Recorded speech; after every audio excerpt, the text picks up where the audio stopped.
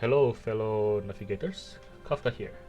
Today I'm going to talk about Alchemy Star's water element characters, team building, and who to race in general.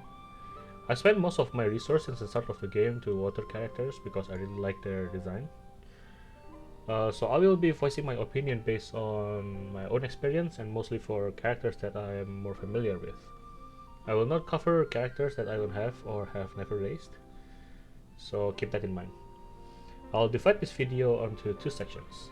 The first section is for a beginner or for people who want to start investing to water. And the second section is for people who want to heavily invest on water and have water as their main element like me. So without further ado, let's start with the first section. For beginners, there is one character that I would say is a must race character. And that character is Faz. All of us get her for free as she is the main heroine and she is very powerful and will carry you on the early game. There are a couple of reasons why I consider her as strong. The first reason is she is a single tile boss killer. Due to her multi-shot, if there is only one single tile enemy, all of her shots will be targeted towards that enemy, resulting in a huge overall damage. Second reason is she is an early game mob killer. Although her spread damage are lackluster for late game, in early game, she is really good at killing multiple enemies. This can save you a turn or two in story or event missions, so you can fulfill the turn requirement to get full stars. The third one is hit count dependent shield breaker. There are some enemies that have ridiculous shield, which can only be broken by hitting it multiple times. Since Fi's active skill hits multiple times, it is a very good option to use her in these scenarios. However, she does have some disadvantages. But the most important one is her damage is a little bit lacking in the late game. That being said, raising Fice to level 80 is not a bad choice. Even now, I am still using her here and there. The next character that I am going to talk about is another free character, Miss Blanc. She is a 4-tile cross converter and is absolutely regarded as useless in the late game. However, she will help you in the early game together with Fice, as Fice needs water tiles around her to increase her damage output. I don't recommend raising her, but at least for early game, Ascension 0 level 30 is good enough. Fice and Miss Blanc will help you progress through the story slowly until you get a better character from events or pulls. For people who already play Alchemy Stars but want to start investing onto water, I will be assuming that you have free event characters and at least some of the 5 and 6 star characters. And also I will assume that your 6 stars are on second breakthrough since you most likely got them from losing 50-50 or no duplicates. But before we get into characters, since you will most likely have some water characters already, I want to explain a little bit about how I built my team. In Alchemy Stars, each formation consists of 5 members, with the 5th members can be filled with your friend support. However, I never use support and always use my own character for all content, but if your friend have characters that are very strong, feel free to use them. Back to team formation. My general team composition look like this. It contains 1 main DPS, 1 sub DPS, 2 converters, and 1 flex. Flex can be filled with a healer, support, converter, or DPS that has the ability to convert 1 or 2 tiles like Iridon or Hero. Main DPS is most likely a detonator like Sharona. Sub DPS will be either a second detonator or a sniper if needed. I don't think this is the optimal speedrun composition. However, this team composition allows me to breeze through most of the content that the game has given us so far. So now let's move on to the characters, starting from the converters. There are 2 obvious characters to raise if you have them: Kraken and a max breakthrough Barton. Kraken is a 4-tile converter and Barton is a cross converter. Since you need 2 converters, raising Kraken is recommended. Barton, however, is a really bad investment if you don't have him at a max breakthrough. But if you have a max breakthrough Barton, He is easily one of the best converter you can get in the game, like other cross converters. Therefore, raising him is a must if you have a max break to him. For 6 stars, similar to Klaken, Sariel is also a recommended character to rise for the same reason as Klaken. The other 6-star converters like Carlin, Bethlehem, and Raphael needs more investment and are bad without breakthroughs. Thus, I will talk about them on the section meant for people who want to heavily invest on water. Next, we will take a look at healers and support. 2 characters come to mind, Felicity and Chloe. I think Felicity is a really good investment even without any breakthrough. I recommend you to raise her because her survivability and utility are top notch. Her healing is pretty big and she can teleport. Those combination of skills are pretty unique and powerful. Chloe, on the other hand, is a little bit of a weird pick. You need a lot of converters to play her, but her chain combo range is pretty big. In addition, she buff your team and debuff your opponent. I raised her to level 80, but now I don't really use her anymore. Therefore, I don't really recommend you to raise Chloe. But if you really love her design, just note that she can still be usable in specific team composition. Now let's move on to the favorite role, DPS. This will be the characters that deal the most damage in your team. First of all, I don't like Connolly, and I still have her at level 1, so I haven't raised her yet. Therefore, I will not be discussing about her since I don't have any experience in using her. Let's start from the 5-star Aurorians. For 5 stars, we have Vice, Allura, and Hydra.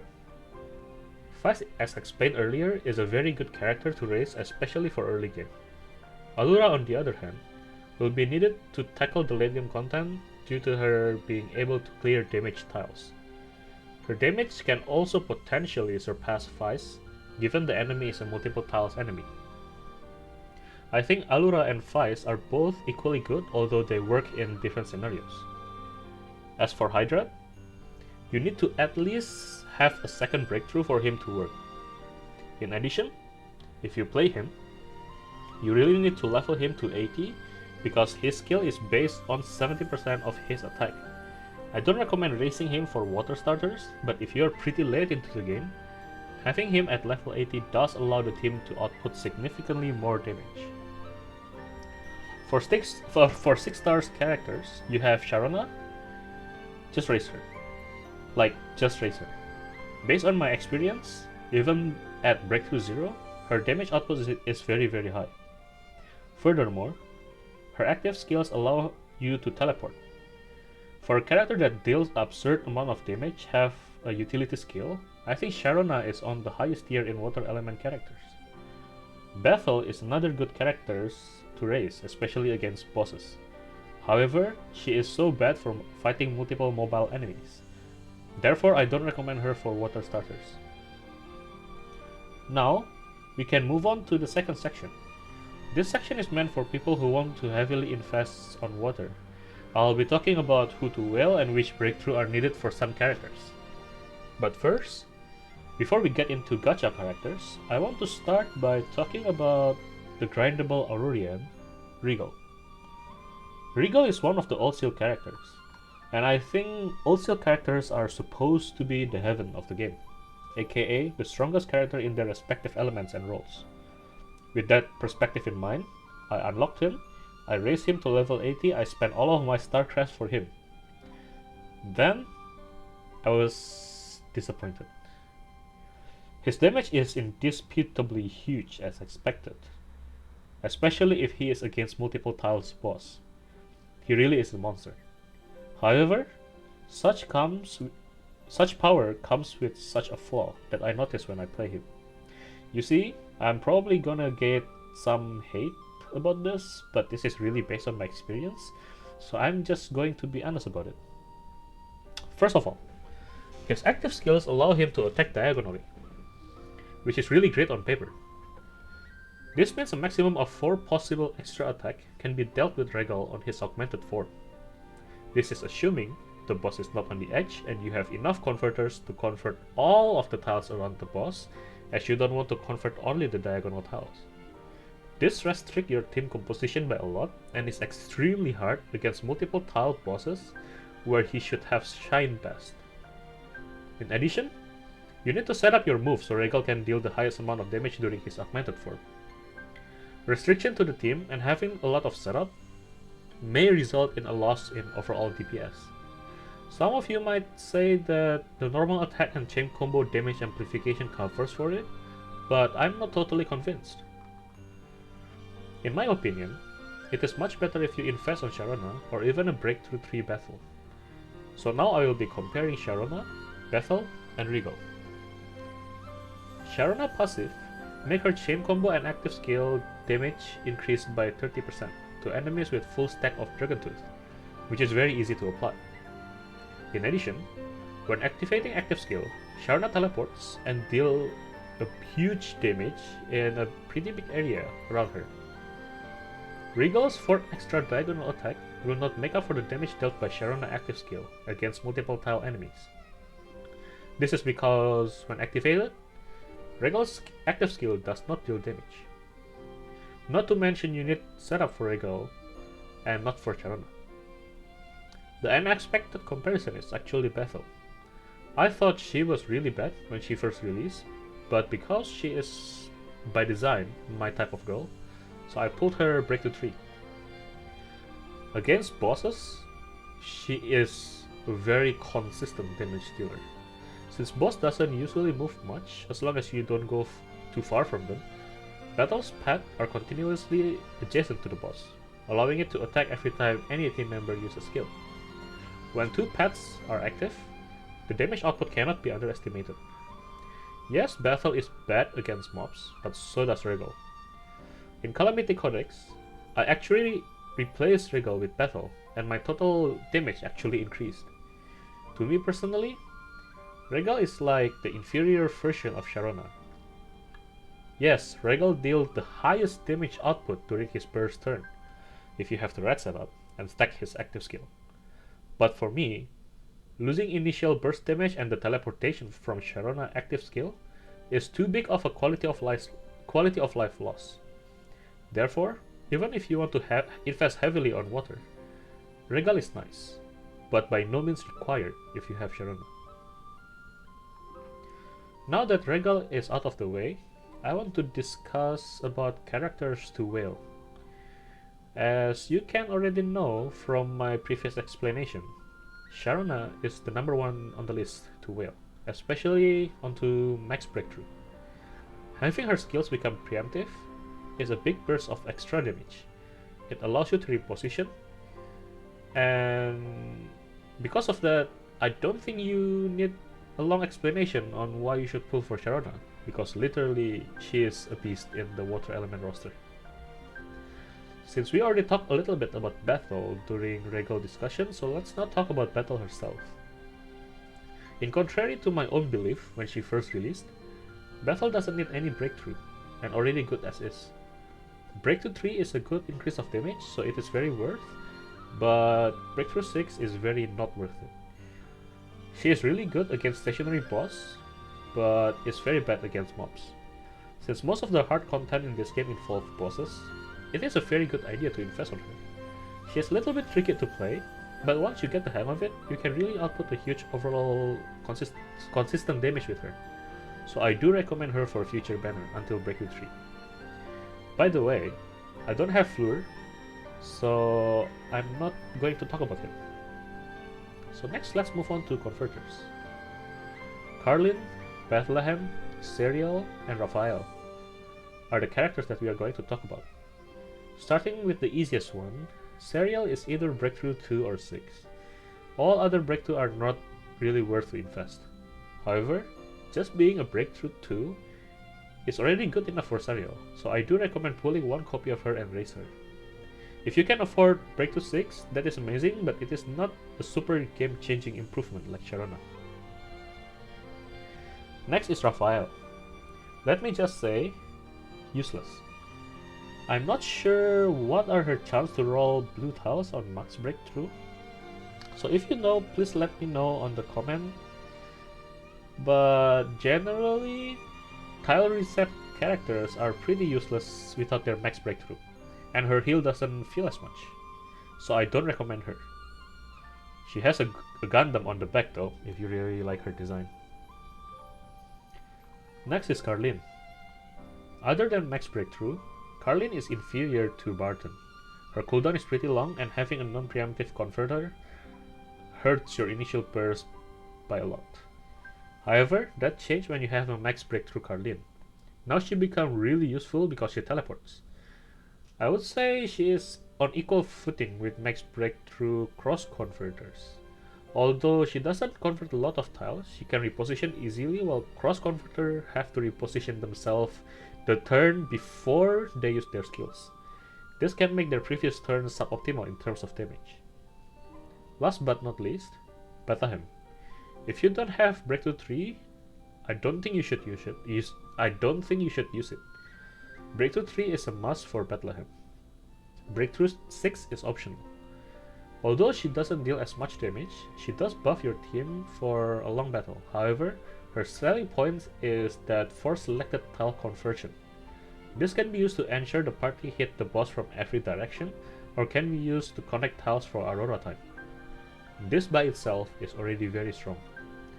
So, before I move on to how I personally built my team, I would like to show you a table you can use as a reference on who I think is worth to get. Once again, note that this is from my point of view and my experience. There will be people disagree with my opinion, and that is totally acceptable.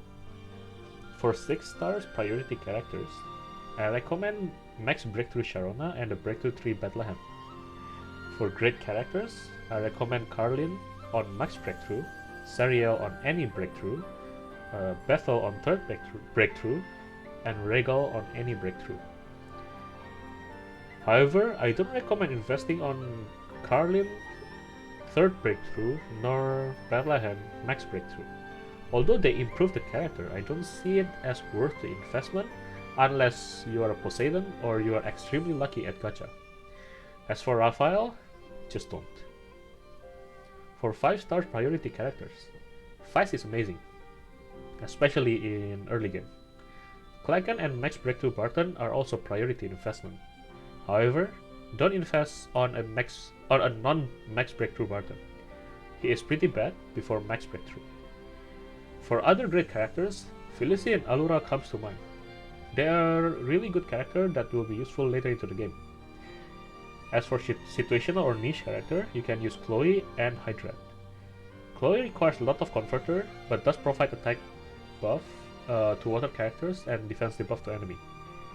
Hydrate can be used with strong detonator like Sharona or Regal. However, you need to make sure he is maxed out on level and equipment because his skill echo is based on his own stats.